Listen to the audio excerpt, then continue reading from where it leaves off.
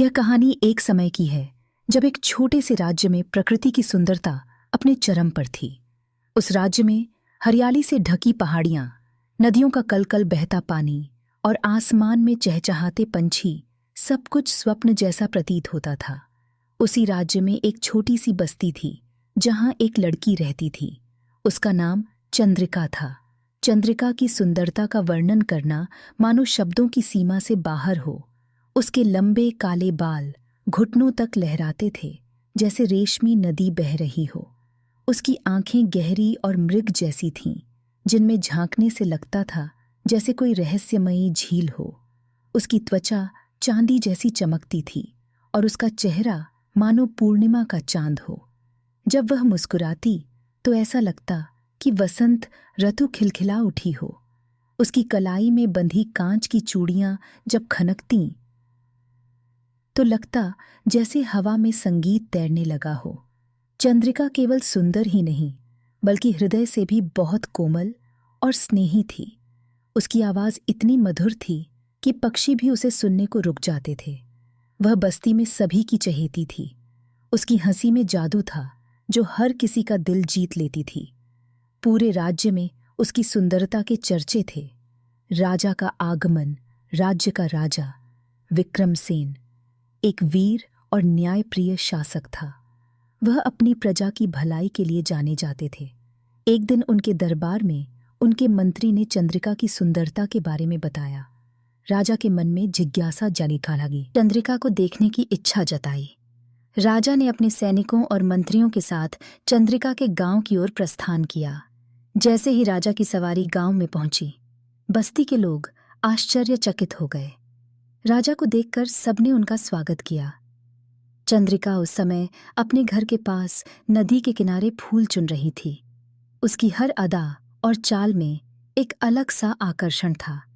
जब राजा ने पहली बार उसे देखा तो वह मंत्रमुग्ध हो गए। ऐसा लग रहा था जैसे समय ठहर गया हो। राजा विक्रमसेन के लिए यह पहली बार था कि वह किसी के सौंदर्य से इतना प्रभावित हुए थे। वह चंद्रिका की ओर बढ़े और उसे आदरपूर्वक प्रणाम किया। चंद्रिका उनकी विनम्रता और व्यक्तित्व से प्रभावित हुई। राजा का प्रस्ताव। राजा ने चंद्रिका से कहा, तुम्हारी सुंदरता स्वर्ग की अप्सराओं को भी मात देती है। मैं तुम्हें अपनी रानी बनाना चाहता हूँ। क्या तुम मुझसे विवाह करोगी? चंद्रिका के लिए यह प्रस्ताव किसी आश्चर्य से कम नहीं था, लेकिन उसके मन में एक और सत्य छिपा था। वह किसी और से प्रेम करती थी। चंद्रिका के चेहरे पर यह द्वंद्व स्पष्ट था। उसने राजा से कहा, महाराज, यह निर्णय इतना सरल नहीं है। मुझे कुछ समय चाहिए। राजा ने उसे सोचने का समय दिया और वादा किया कि वह जब तक चाहें उन्हें निर्णय लेने का अवसर देंगे। लेकिन राजा के हृदय में चंद्रिका के प्रति प्रेम गहराता जा रहा था। राजा विक्रमसेन ने चंद्रिका से विवाह का प्रस्ताव दिया था, लेकिन चंद्रिका का दिल कहीं और था। उसका दिल एक ऐसे युवक के लिए धड़कता था जो उसे बचपन से जानता था। राजन एक साधारण गांव का लड़का था, लेकिन उसकी आत्मा में वह ताकत थी जो किसी भी राजकुमार में हो सकती थी। राजन और चंद्रिका का संबंध बचपन से था। वे दोनों एक दूसरे के साथ खेलते, एक दूसरे के दुख सुख को समझते। दोनों की दोस्ती समय के साथ प्रेम में बदल गई थी, लेकिन यह प्रेम चुपचाप छिपा था। चंद्रिका के परिवार ने कभी भी इस प्रेम को स्वीकृति नहीं दी थी, क्योंकि राजन न तो उच्च वर्ग से था, न ही वह किसी समृद्ध परिवार से आता था। चंद्रिका का दिल राजन के लिए ही धड़कता था, लेकिन वह राजा विक्रमसेन के प्रस्ताव को भी नजरअंदाज नहीं कर सकती थी। राजा की शाही ठाठ बाट और उसकी शक्ति के सामने एक सामान्य लड़के का प्रेम अदृश्य सा लगता था। चंद्रिका का मन भारी था और वह समझ नहीं पा रही थी कि उसे क्या करना चाहिए। राजा का इंतजार। राजा विक्रमसेन ने चंद्रिका को अपना समय लिया, लेकिन हर दिन उसका ध्यान उस पर ही था। वह उसकी सुंदरता, उसकी कोमलता और उसकी मासूमियत से मंत्रमुग्ध था। राजा विक्रमसेन ने निश्चय किया कि वह उसे अपने दरबार में लाकर अपनी शक्ति का एहसास कराएंगे और उसे विवाह के लिए राजी करेंगे। राजा ने एक शानदार महल के भीतर चंद्रिका के लिए एक विशेष स्थान तैयार कराया, जहां वह महल में अपने परिवार के साथ शाही सम्मान में रह सके।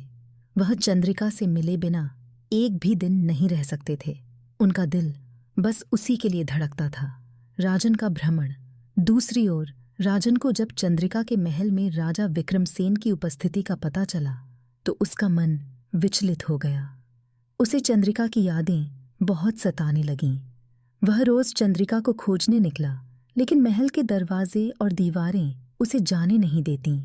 वह जानता था कि चंद्रिका का जीवन अब बदल चुका है, लेकिन उसके दिल में उम्मीद का एक छोटा सा कौर था।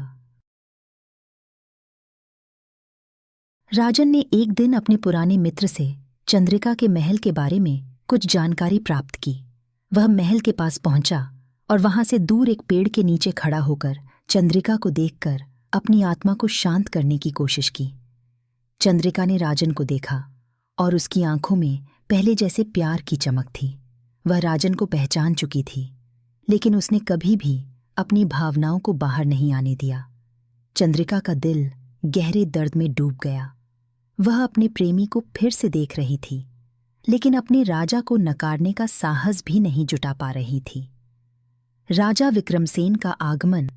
एक दिन राजा विक्रमसेन ने चंद्रिका को महल में बुलाया। वह चाहता था कि वह किसी तरह से उसे अपने प्यार में बांध सके। उसने चंद्रिका से कहा, चंद्रिका, तुम मेरी जीवन संगिनी बन सकती हो। मेरे साथ रहकर तुम्हारा जीवन एक नई दिशा में चलेगा। विचलित था। वह जानती थी कि राजा का प्रस्ताव अत्यधिक आकर्षक था, लेकिन उसका दिल राजन के साथ था। चंद्रिका ने कहा, महाराज, मैं आपसे विवाह नहीं कर सकती। मेरा दिल किसी और के लिए धड़कता है। राजा विक्रमसेन को यह उत्तर सुनकर गहरा दुख हुआ, लेकिन उसने चंद्रिका की बातों का आदर किया। यदि तुम्हारा दिल किसी और के साथ है तो मैं तुम्हें कभी भी मजबूर नहीं करूंगा, राजा ने कहा। लेकिन याद रखना, मेरी दरबारी शक्ति तुम्हारे लिए हमेशा उपलब्ध रहेगी। राजा विक्रमसेन ने चंद्रिका को मुक्त कर दिया, लेकिन उसके दिल में यह सवाल था कि वह उसे छोड़कर क्यों जा रही है। उसने चंद्रिका से आखिरी बार कहा, तुम हमेशा मेरे लिए प्रिय रहोगी, चाहे तुम मेरा साथ सच्चे दिल से चुनो या न चुनो। चंद्रिका का निर्णय। राजन के बारे में सोचते हुए चंद्रिका ने खुद से एक वादा किया। उसने तय किया कि वह राजा विक्रमसेन के दरबार में नहीं जाएगी और वह अपने प्यार को स्वीकार करेगी, चाहे इसके लिए उसे किसी भी कठिनाई का सामना क्यों न करना पड़े। चंद्रिका और राजन का मिलन अब नियति बन चुका था। दोनों ने एक दूसरे से वादा किया कि वे अपने प्रेम को दुनिया से छिपाएंगे नहीं। वे एक साथ अपना भविष्य रचने के लिए तैयार थे, चाहे उसे कितनी भी कठिनाइयों का सामना क्यों न करना पड़े। चंद्रिका और राजन ने अपने प्रेम को अपनाने का निर्णय तो कर लिया था, लेकिन यह राह आसान नहीं थी। चंद्रिका के पिता, जो अपनी बेटी को एक साधारण व्यक्ति के साथ देखने के लिए तैयार नहीं थे, राजा विक्रमसेन का प्रस्ताव ठुकराने से क्रोधित थे। उन्होंने चंद्रिका को समझाने की कोशिश की, लेकिन चंद्रिका अपने निर्णय पर अडिग रही। राजा विक्रमसेन को जब यह पता चला कि चंद्रिका ने राजन से विवाह का निर्णय लिया है, तो उनके हृदय में द्वंद्व उत्पन्न हुआ।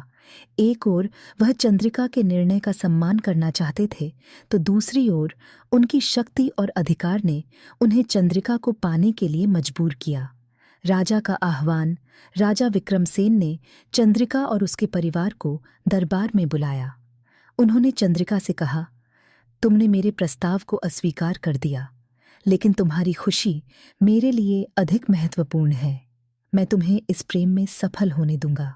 लेकिन दरबार में उपस्थित कुछ मंत्रियों और सैनिकों ने इस प्रेम को राज्य की प्रतिष्ठा के लिए खतरा बताया। उन्होंने राजा पर दबाव डाला कि चंद्रिका को किसी साधारण व्यक्ति से विवाह की अनुमति देना राज्य की गरिमा को ठेस पहुंचाएगा। राजन का बलिदान। इस बीच राजन ने महसूस किया कि चंद्रिका के लिए यह सब झेलना उचित नहीं है। उसने चुपचाप राज्य छोड़ने का निर्णय लिया। उसने चंद्रिका को एक पत्र लिखा। प्रिय चंद्रिका, तुम्हारी खुशी ही मेरा जीवन है। यदि तुम्हारी खुशी मेरे बिना है तो मैं तुम्हें हमेशा खुश देखना चाहूंगा। यह राज्य तुम्हारा है और तुम्हारा स्थान राजा के पास है। मुझे माफ करना, लेकिन यह प्रेम मेरा अकेले का नहीं हो सकता। राजन ने अपना गांव छोड़ दिया और जंगल में कहीं चला गया। चंद्रिका का संकल्प।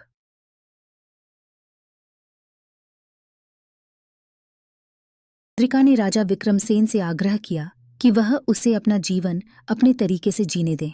उसने कहा, महाराज, मैं किसी और के बिना रह सकती हूँ, लेकिन बिना प्रेम के जीना मेरे लिए संभव नहीं है। राजा विक्रमसेन, जो अब तक चंद्रिका के प्रति सच्चा प्रेम विकसित कर चुके थे, उसके संकल्प के आगे झुक गए।